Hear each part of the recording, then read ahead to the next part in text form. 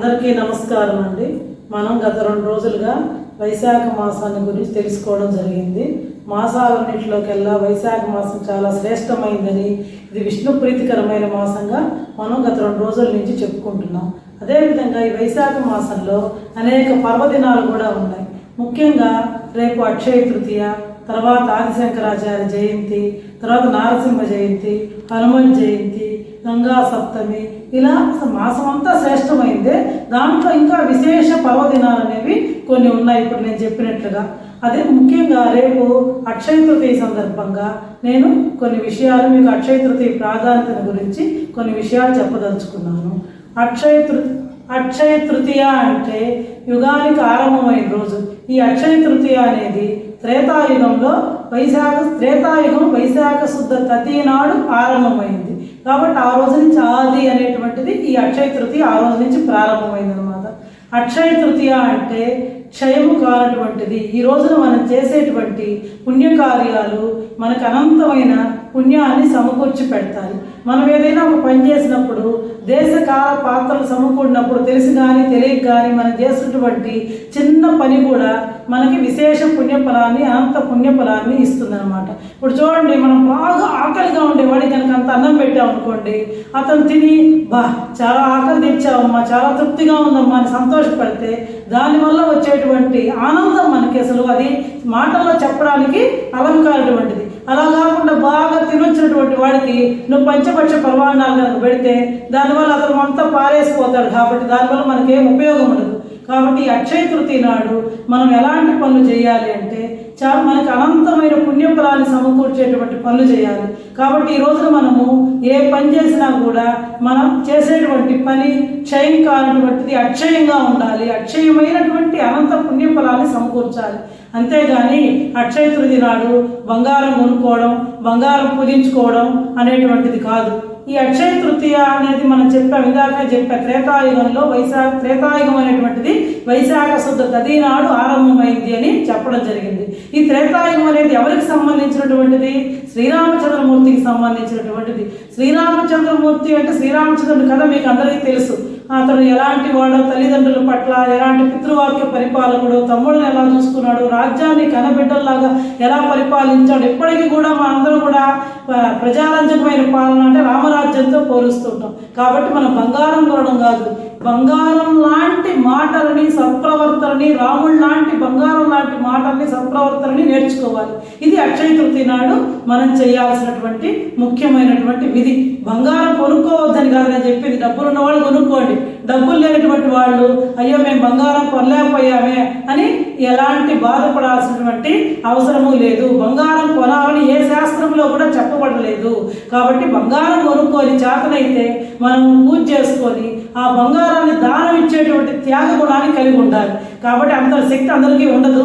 ఎవరో ఎక్కువ ఉన్న వాళ్ళకు ఉండొచ్చు. అలాంటి వాడు చేయండి, తప్పేం లేదు, నేను కాదనను. బంగారం కొనుక్కోండి, వద్దని నేను చెప్పడం లేదు. కానీ మనలాంటి సామాన్య మానవులు ఏంటంటే ఈ బంగారం కొనుక్కోలేకపోయినా బంగారం లాంటి శ్రీరామచంద్రమూర్తి గుణాలను నేర్చుకొని మన జీవితంలో అలవర్చుకొని పాటించినట్లయితే అంతకంటే విశేషమైంది ఇంకొకటి ఉండదు అని చెప్పి నేను భావిస్తున్నాను. ఇంకా ఈ అక్షయ తృతీయ నాడు మనం శ్రీ లక్ష్మీనారాయణని యథోచితంగా పూజ చేసి ఆ శ్రీహరికి చందనాన్ని సమర్పించి వడపప్పు, పానకము ఇలాంటి కనుక నైవేద్యంగా ప్రసాదంగా పెట్టి అందరికీ పంచిపెట్టినట్లయితే అనంతమైన పుణ్యఫలాన్ని పొందవచ్చు. అంతేకాకుండా ఈ అక్షయ తృతీయ నాడు ఒక సద్బ్రాహ్మణుని మన ఇంటికి పిలిచి అతనికి ఉదక కుంభదానం కనుక చేసినట్లయితే దానివల్ల లభించేటువంటి పుణ్యం అనేటువంటిది అనంతము, అక్షయము కానటువంటిది, అక్షయమైనటువంటి పుణ్యఫలాన్ని మనకి కలుగజేస్తుంది.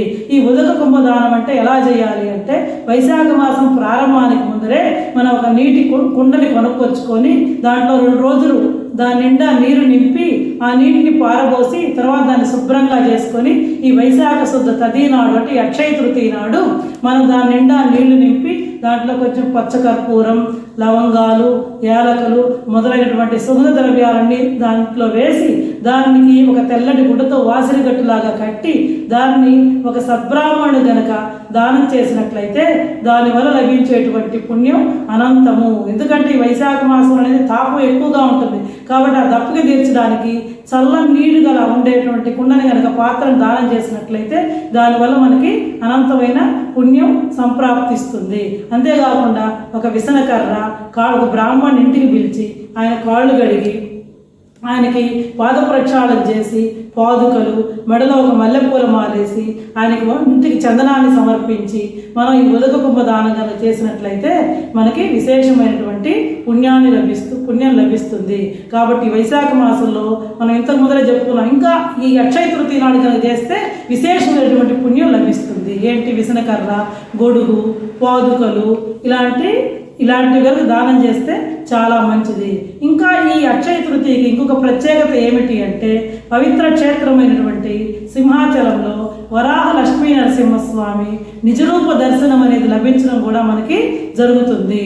సంవత్సరం మొత్తం ఆయన చందనంతో కప్పుబడి ఉంటాడనమాట. ఈ ఒక్కరోజు మాత్రం ఆ చందనం మొత్తాన్ని తొలగించి ఆయనకి సహస్ర ఘటాభిషేకం చేసి ప్రజలందరి దర్శనం తర్వాత మళ్ళా చందనంతో స్వామిని అలంకరించడం జరుగుతుంది. కాబట్టి అక్షయ తృతీయ నాడు వరాహ లక్ష్మీ నరసింహస్వామి యొక్క నిజరూపాన్ని మనం సందర్శించవచ్చు. కాబట్టి ప్రతి ఒక్కరూ వాళ్ళకు వీలైతే గనక సింహాచలానికి వెళ్ళి స్వామి యొక్క నిజరూపాన్ని సందర్శించి పుణ్యపాత్రుడు కావాలని కోరుకుంటున్నాను. అంటే అట్లా అని ఈ ఎండలు అందరూ కలిసి నెట్టుకొని పొమ్మని కాదు, మన జీవితంలో ఒక్కసారైనా సరే సింహాచల వరాహ లక్ష్మీ నరసింహస్వామి యొక్క నిజరూప సందర్శనం అనేది చేసుకోవడం అత్యంత మోక్షదాయకం, ముక్తిప్రదాయకం, ఉత్తమమైనటువంటిది. ఇది ఈ అక్షయ తృతీయ నాడు అక్షయ తృతీయ యొక్క విశిష్టత. ఇంకా ఈ అక్షయ తృతీయ నాడే మరొక ప్రత్యేకత కలదు. పరశురామ జయంతి కూడా ఈరోజే. పరశురాముడి గురించి మీకు అందరికీ తెలిసే ఉంటుంది. దశావతారాల్లో ఒక అవతారం ఈ పరశురామ అవతారం కూడా. కాబట్టి ఈ పరశురామ జయంతి కూడా ఈ అక్షయ తృతీయ నాడే. ఇంకా అక్షయ తృతీయ నాడు పితృదేవతలను ఉద్దేశించి తిలతర్పణం చేసినా కూడా విశేషమైనటువంటి పుణ్యఫలం లభిస్తుంది. కాబట్టి వైశాఖ మాసంలో వచ్చే పర్వదినాల్లో చాలా పర్వదినాలు ఉన్నాయి. వాటిల్లో రేపు వచ్చేటువంటి పర్వదినం ఏంటంటే అక్షయ తృతీయ. ఈ అక్షయ తృతీయ నాడు అక్షతలతోటి మనం భగవంతుడిని విష్ణుమూర్తిని కనుక పూజిస్తే మనకు అక్షతలు అంటే క్షయం కానటువంటివి. కాబట్టి ఈ అక్షతలతో కనుక మనం పూజిస్తే మనం కూడా విశేషమైనటువంటి పుణ్యఫలం లభిస్తుంది. ఒకవేళ గుళ్ళకి అలాంటి వాటికి వెళ్ళలేని వాళ్ళు కూడా ఇంట్లోనే ఆ విష్ణుమూర్తి విగ్రహానికి ఆవు పాలతో అభిషేకం చేసుకొని పూజ చేసుకొని ఆయనకు ఒంటికంతా చందనాన్ని అలంకరించుకొని మన మనసులో ఆ లక్ష్మీ నరసింహస్వామిని భావం చేసుకొని మన ఇంట్లోనే కనుక సందర్శించుకోవచ్చు కూడా. భావం ప్రధానం మనకి. ఆయనకి ఆ చందనాలంకారం చేసి వడపప్పు, పానకము ఇలాంటి నైవేద్య మామిడి పండ్లు ఎందుకంటే వైశాఖ మాసంలో విశేషంగా మామిడి పండ్లు కూడా లభించడం జరుగుతుంది. కాబట్టి ఆ మామిడి పండ్లు కనుక ఆయనకి నైవేద్యంగా పెట్టి ఒక సద్బ్రాహ్మణుని కనుక వీటన్నింటినీ కనుక దానం చేసినట్లయితే మనకి అనంత పుణ్యఫలం లభిస్తుంది. ఇది ఈ అక్షయ తృతీయ యొక్క ప్రాధాన్యత. మిగతా విషయం తర్వాత రేపటి పురాణం మళ్ళా మనం చెప్పుకున్నాము. ఇది ఇంతటితో నేను సెలవు తీసుకుంటున్నాను. కాబట్టి ఈ అక్షయ తృతీయని ప్రతి ఒక్కళ్ళు కూడా బంగారం కొనడానికే ప్రాధాన్యత ఇవ్వకుండా భక్తితో బంగారం లాంటి వాక్కుల్ని మన ఇతరులను పరిచయంగా మాట్లాడకుండా మన జీవుణ్ణి ఉద్ధరించుకోవడానికి చేయాల్సిన పనులు చేయాల్సిందిగా కోరుకుంటూ సెలవు తీసుకుంటున్నాను.